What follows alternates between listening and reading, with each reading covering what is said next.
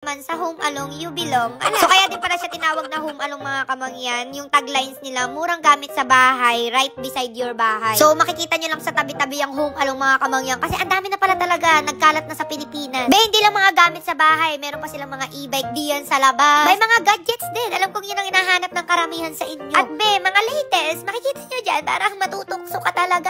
So sobrang natutuwa talaga ako sa kanila mga kamangyan. Kasi buti na lang talaga may ganitong klase ng store. Kasi alam ko naman ang dami sa atin na gusto talaga makabili agad ng mga transaction. May mga special promotion, exclusive price. Alam mo yung ang bababa na nga ng price, pero dahil member ka nung GoMax, may ibababa pa.